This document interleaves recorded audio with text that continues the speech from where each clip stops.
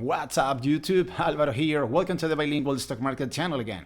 In this channel we talk about the stock market and we do it in two different languages, English and Spanish, so you can pick your preferred language. And in this video, and as we are doing it Mondays through Thursdays, I want to make a quick stock market update going over what happened today in the S&P 500 and the Nasdaq 100, which are the most important indices of the United States stock market. And at the end of the video, I will be breaking down from a technical standpoint the three stocks on the top of my watch list for tomorrow's trading session. So let's get started, okay? And first and foremost, guys, tomorrow is going to be a very important day for the markets. And why? Well, because tomorrow we will have Mr. Jerome Powell, Mr. Money Printing, coming out at 2 p.m. Eastern Standard Time. And why? Well, because tomorrow we have the Federal Reserve Monetary Policy Statement and the Federal Reserve interest rate decision, okay? And that is going to be a market mover, no doubt about it, okay?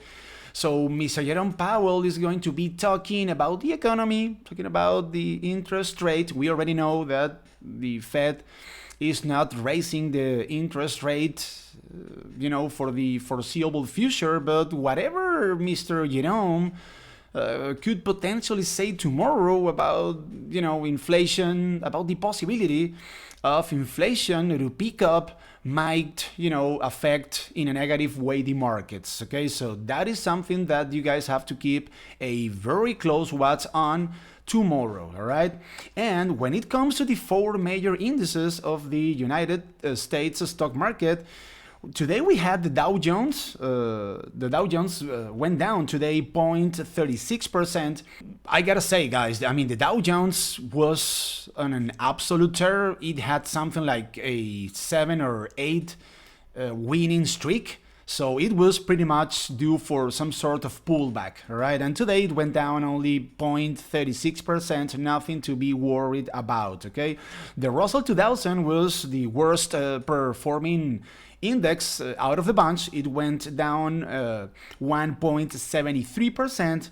The Nasdaq 100 was the best performing index. It went up 0.53%, and the S&P 500 went down 0.16% on the day. And talking about the S&P 500, what you guys can see on your screens is the 1 hour chart of the S&P 500. So today we hit a new all-time high at 3981, and right after we hit a new all-time high, we had a 30-point drop. Okay, but the bulls managed to hold 39.52 as a lower support, okay? 39.52 is a former resistance from March 11th, okay? So the bulls, held what is a former resistance. That is an interesting technical aspect, okay? That is worth pointing out about today's trading session, okay? So tomorrow, guys, we have two very important levels of support in the S&P 500. The first one obviously is going to be 39.52, okay? But if the bears happen to take on 39.52 and they can take further down the S&P 500, the next level of support, and this is going to be, if tested, a critical level of support in the S&P 500, guys, is going to be 39.16, okay? And why? Well, check this out, guys. 39.16 was a support back on March 12th, March 11th, but it is also a former resistance back from March 10th, March 1st, March 2nd, and February 25th, guys. So if tomorrow the bears, as I said before, happen to bring the S&P 500 down to 39.15, 39.16, this is going to be definitely a line in the sand for the bears, okay? A very important and critical level of support tomorrow in the S&P 500. And when it comes to the upside, guys, The next goal for the bulls, in my opinion, is going to be 4,000 points, okay? I have been calling this out here in the channel, but first, obviously, the bulls have to take on 39.81, which was the all-time high that was hit today, and if taken on, the next stop or the next foreseeable level of support for the bulls is going to be definitely 4,000 points, okay? So keep a close watch on tomorrow, guys. First, 39.81 or 4,000, and to the downside, we have 39.52 and 39.16 or 39.15, give or take, in the S&P 500. And when it comes to the Nasdaq 100, let me pull up here the Nasdaq 100. Okay, in the case of the Nasdaq 100, guys, and this is a level of resistance that I called out in the video that we posted yesterday, today the bulls failed at 13,300 points, okay? This was a level of resistance that they couldn't go through. And if the bulls tomorrow, obviously, because the Nasdaq 100 closed the day today in the green, so if the bulls tomorrow keep on pulling up, the next foreseeable resistance in the Nasdaq 100 is going to be 13,680 points, okay? Which was a former resistance back from February 19th, okay? And also back on February 18th. So this is going to be probably a very tough spot for the bulls tomorrow in the Nasdaq 100. To the downside, 12,769 points is going to be, or should act as, an important level of support if we see the Nasdaq 100 pulling back tomorrow. And why, guys? Well, because 12,769 points was a support, or acted as a support, rather back on, this was back on March 12th. It also acted as a support back on March 10th, and take a look at this 3 more times. Also back on February 26th, February 25th, and February 23rd. So this is going to be a critical level of support for the bulls in the Nasdaq 100 if, as I said before, we happen to see this index pulling back tomorrow, okay? So remember, 12,769 to the downside, and the next foreseeable resistance in the Nasdaq 100, 13,692 points, okay?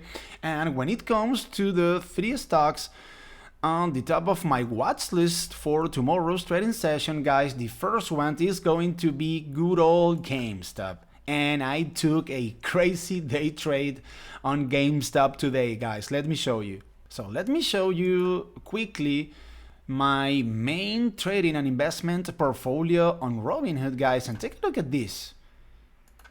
So I purchased this morning 20 shares of GameStop at $177, and I sold those 20 shares, guys, at $186. I mean, it was a 15-minute trade.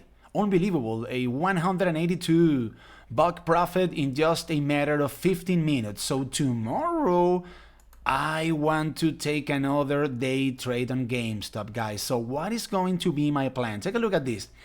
I knew this morning, and I was waiting actually, guys, for $172 per share in the case of GameStop since several days ago, okay? So $100, and why $172, guys? Because that is going to be the price that I will probably purchase more shares at tomorrow if we happen to see $172 again. But why? Because check this out, guys. $172 per share, give or take, is a former support for GameStop back from March 10th, but it was also a former resistance from late February of this year, okay? So I knew that if $172, $175 were tested, they were very likely to show support in the case of GameStop, okay? So as I said before, if tomorrow we happen to see GameStop testing $172, $175 per share, I will probably be picking up 10 or 20 shares in order to take another day trade. This is not a stock that you want to hold overnight, right? GameStop actually went down today 5.44%. And mind you guys, if 170, 172, $175 is broken to the downside, the next foreseeable support in the case of GameStop is going to be the 180 SMA on the 4-hour chart at around $137, $138, okay? So my suggestion, and remember that I am not a financial advisor, so if any of you wants to take a trade on GameStop, you guys have to do your own research work and reach your own conclusions. But my advice would be placing a stop loss once you guys purchase shares near $170, $175. So setting or placing a stop loss rather at say $168, $165 would be definitely advisable. Because if GameStop happens to break this lower support, as I said before, at around $170, we will see most likely a big leg down to the 180 SMA, at something like $138 per share. So definitely GameStop is going to be on the top of my watch list for tomorrow's trading session. And take a look at this, guys. This is another detail that is worth pointing out. The RSI is at 42 points on the 4-hour chart. So this clearly indicates that the party could keep on going tomorrow with GameStop, okay? And the second stock of this video, guys, is actually going to be an ETF, ticker symbol MJ, Alternative Harvest, guys. And I want to talk about this ETF, guys, because many of you have asked me about MJ stocks, all right? And I know that many of you are scared, or you guys get nervous about investing in MJ stocks. And this is an ETF that is comprised of 21 MJ stocks. You guys know that I cannot say the word here on the channel, right? So inside this ETF, Alternative Harvest, we find companies such as Aurora Cannabis, Canopy Growth, Tilray, and many more. So if you want to invest in the MJ business or in the MJ sector, guys, but you want to avoid the risk that implies investing in individual stocks, so this might be a very good opportunity. Okay, because as I said before, you avoid the risk of investing in Aurora Cannabis only or investing in Sundial Growers only, because this ETF, as I said before, is comprised of 21 MJ stocks, okay? And take a look at these, guys. When it comes to this ETF, we have a very attractive discount, okay? So Alternative Harvest is 34% of its highs, okay? And I mind you guys, this ETF, Alternative Harvest, had a very tough day today. It went down 4.88%, okay? And if we zoom in on the 4-hour chart, we can see that Alternative Harvest is actually trading above the moving averages, the 180 and the 50 SMA. And if I zoom in a bit more here, guys, take a look at this. Here we have a very interesting coincidence. So $23.08, okay, has been a very strong support for Alternative Harvest in the past, and it actually coincides with the 180 SMA on the 4-hour chart. So today, Alternative Harvest closed the day at $23.78, and my price, guys, for this ETF is actually $23, okay? So if tomorrow Alternative Harvest happens to pull back a bit and hits $23 per share, I will for sure be picking up shares of this MJ ETF, because take a look at this, guys. $23 has been a support in the case of MJ. Let me count over here. 1, 2, 3, 4, 5, 6, 7, 8, 9 times before, okay?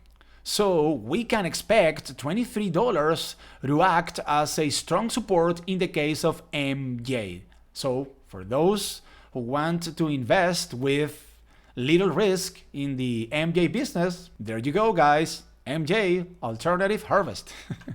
And the third and last stock of this video, guys, is going to be Zoom Video Communications, okay? And in the case of Zoom, guys, I actually purchased 10 shares today at around $335, okay, per share. And I am becoming a bit bullish on Zoom, guys. I gotta be honest with you. And why? Well, because many people said, or many people rather think that in a post-COVID-19 world, Zoom isn't going to be relevant, okay? And I think that that perspective is wrong.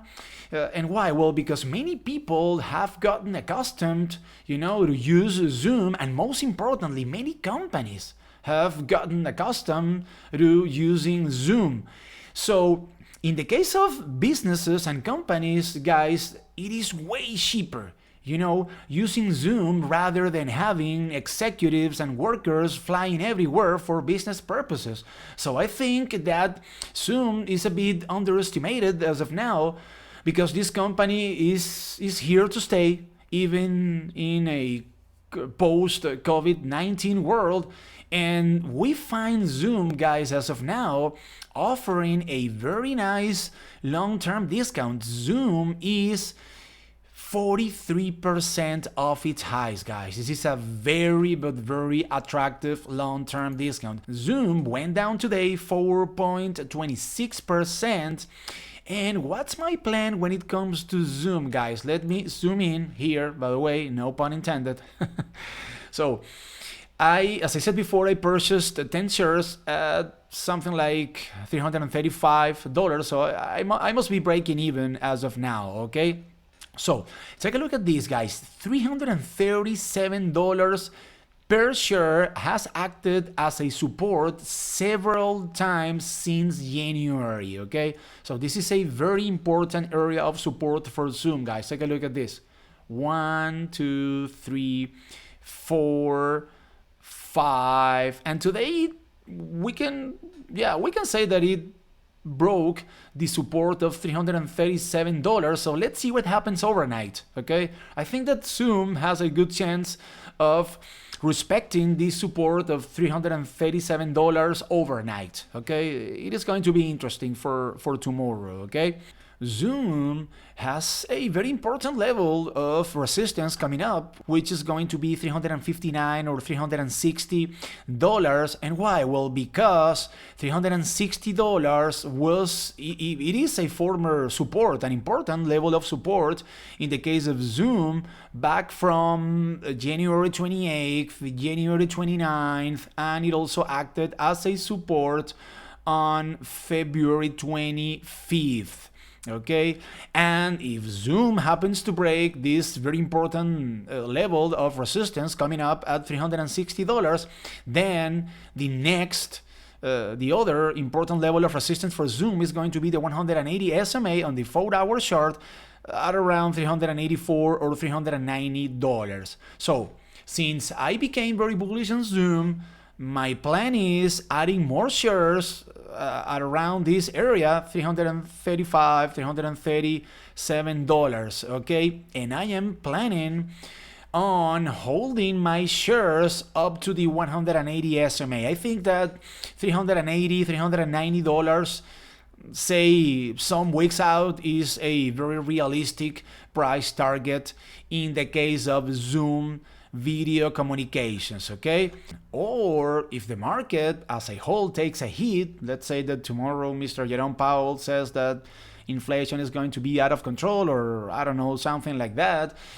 So if Zoom happens to sell off aggressively, I would I would probably be very happy picking up some shares in the lows 300 in the case of Zoom, because as I said before, I think that this company is going to be very relevant in the post-COVID-19 world that we are about to enter into. So this is a medium-term or long-term opportunity in my opinion, okay? And well, I am going to wrap it up here, guys. Thank you very much for your attention once again. If you found value in this video, please hit that like button for me and consider subscribing to the channel if you haven't done it yet. Please also remember to activate the notification bell. We are posting these stock market updates Mondays through Thursdays. So if you don't hit or you don't activate rather the notification bell, you will not get our notifications in a timely manner. And remember that this is the Bilingual Stock Market channel, the YouTube channel in which we know that the wonderful world of Wall Street is not for geniuses. It is for entrepreneurs just like you guys and myself. My name is Alvaro, and I will see you guys tomorrow after the market closes. Peace out.